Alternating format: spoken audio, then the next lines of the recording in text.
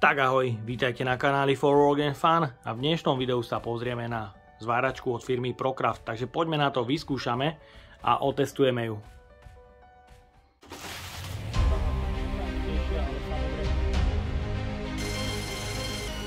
Jedine, že by som sa chystal na tú návštevu do vesmíru.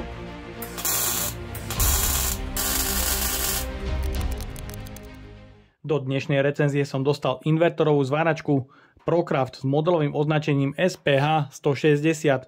Dokáže zvárať technológiou MIG, MAG a taktiež obalenou elektródou a určite aj fluxkorovým drôtom. Jej cena sa pohybuje zhruba okolo 280 €, ale odkaz na tento produkt nájdete dole v popise pod videom. Je to 160 A invertor a mal by zvládnuť elektródu až o priemere 5 mm.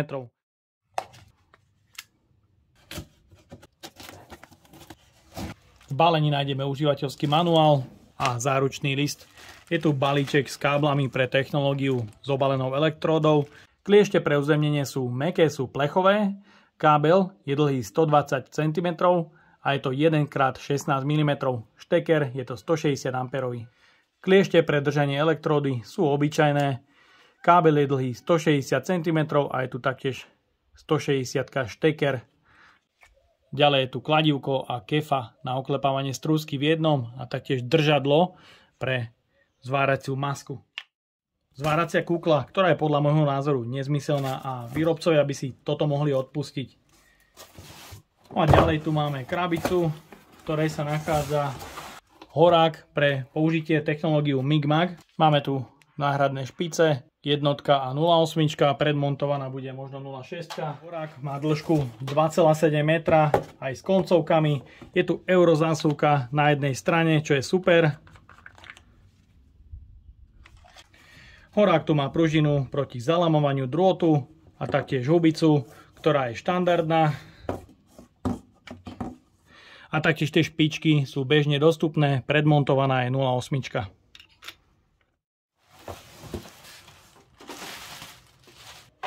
Má to z hornej strany madlo pre jednoduchší transport. Kryty sú ochránené na každom rohu proti nejakému náhodnému poškodeniu počas prepravy.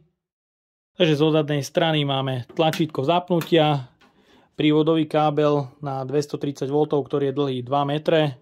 Je tu vstup pre plyn, či už CO2, argón alebo zmeska.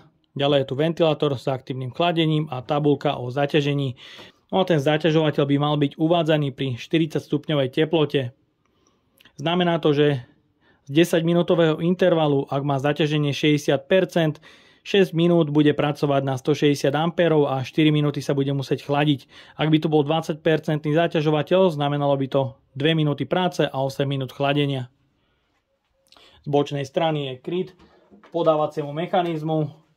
Je tu kovový dvojkladkový podávač pre hrúbku drôtu od 0,6 až do 1 mm.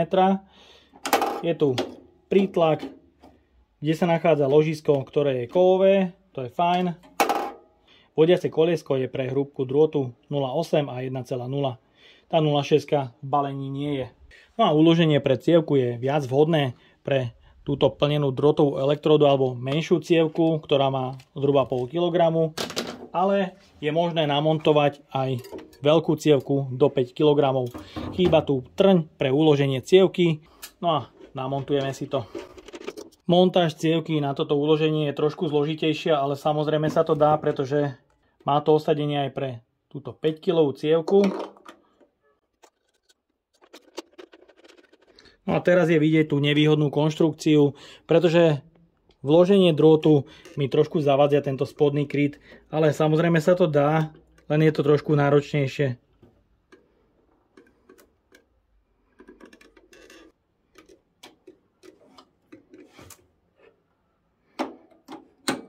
Tiež môžete vidieť plošný spoj, ktorý je viditeľný z miesta podávaču. Nie je zalakovaný na tej vnútornej strane, čo je myslím, že trošku chýba. Ovládací panel z čelnej strany je jednoduchý. Máme tu vyvedený kábel pre zmenu polarity, taktiež je tu šteker pre uzemnenie, plusko, ak chcete zvárať obalenou elektródou, ak chcete zvárať MIG-MAGom, je tu eurozásuvka na horák, taktiež sú tu dva potenciometre, keďže táto zváračka je plný manuál a nemá synergický režim. Je tu tlačítko pre zmenu metódy, MMA, MIG. Ďalej je tu tlačítko pre podávanie drôtu. Je tu kontrolka, či je zváračka v sieti, taktiež kontrolka prehriatia a 2 LCD displeje. Takže si to zapneme. Displeje sú pomerne veľké a podľa môjho názoru aj celkom dobre čitateľné, že táto zváračka pri MIGu nemá nastavenie ampérov, pretože môžete vidieť, sú tu dve ledky a aktuálne svietí ledka, ktorá je pre posúv drôtu v metroch za minútu.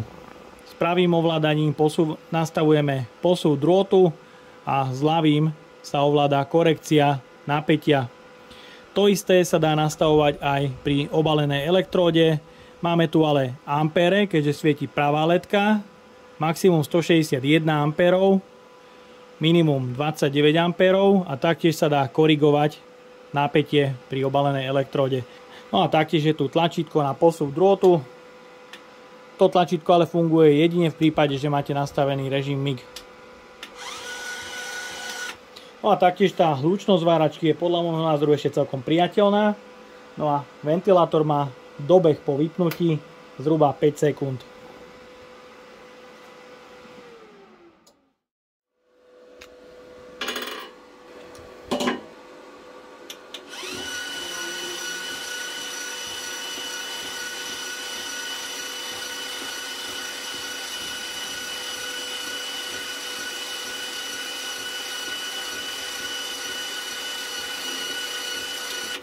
Opakovaním stlačením tlačítka pre posúvanie drôtu sa podávanie vypne.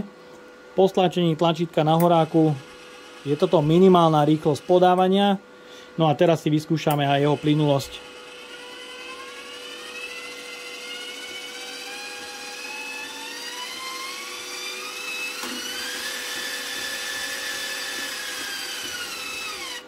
Takže dobre, myslím, že je to celkom dobre plynulo, zregulovateľné. Zváračka je pripravená na použitie.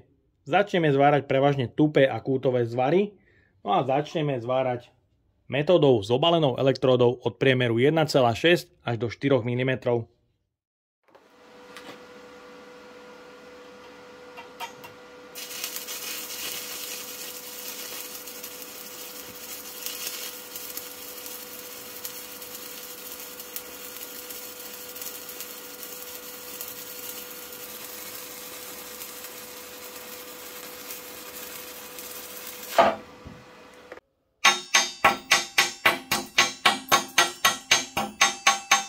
Takže máme tu zvar s 1,6 elektródov na 35 až 40 ampérov.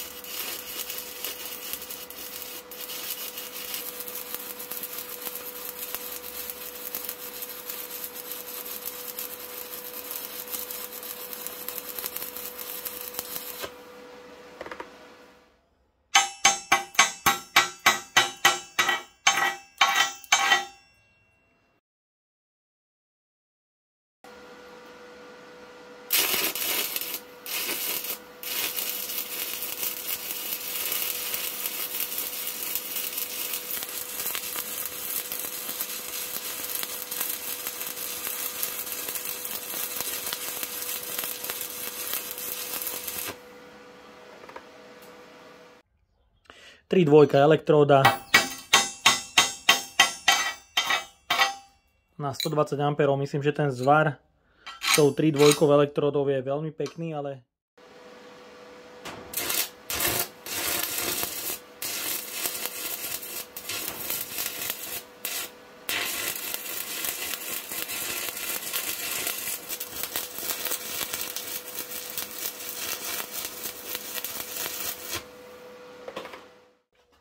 takže tento prvý zvar je tiež na 4 elektróde na 160 A, ale trošku mi to zasíňalo, tak som to vyskúšal ešte raz. S tou 4 elektródou tá zváračka ešte zvára, ale ten oblúk sa drží ťažšie a myslím, že s tou 5 elektródou by to už bolo veľké trápenie a určite by to nešlo ideálne. A začneme bodovaním ohrúbke plechu 1 mm.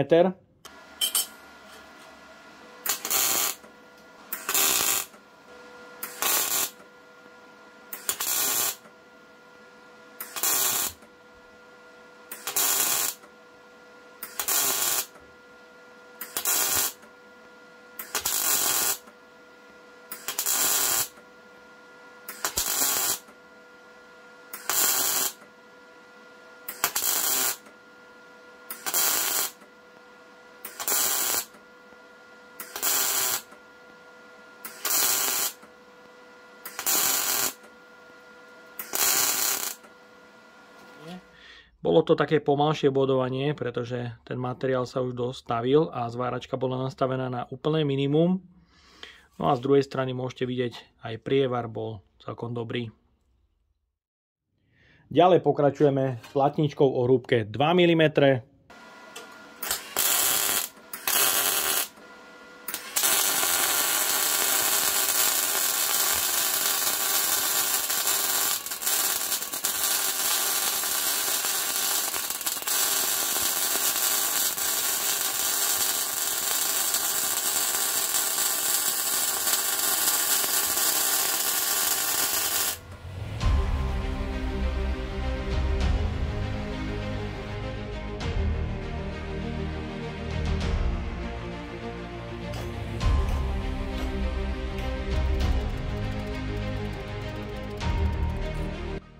Zlomený zvar z hrúbky plechu 2 mm.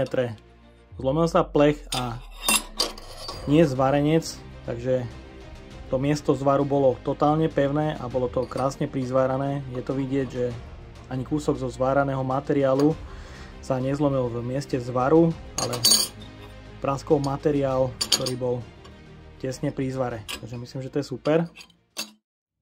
No a následne tu mám platničku o hrúbke 7 mm pre kútový zvar.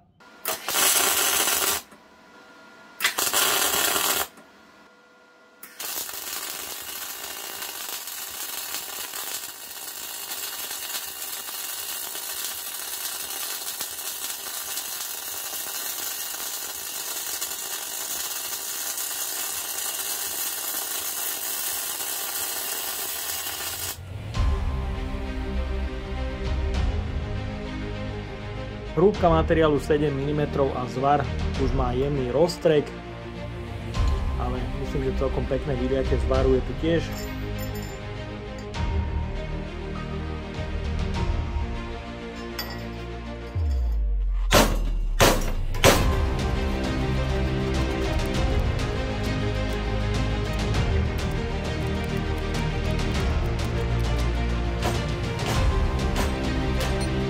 No a platňa, ktorá bola hrubá 7 mm, sa taktiež zlomila až po takejto deformácii. Na tomto mieste je to vidieť, že tu je to slabšie, to bolo len doslova nalepené, ale ďalej v tom zvare to je vidieť, že praskol zvar a neodlepil sa od zváraného materiálu. No a pre extrém tu mám 10 mm hrubú platňu.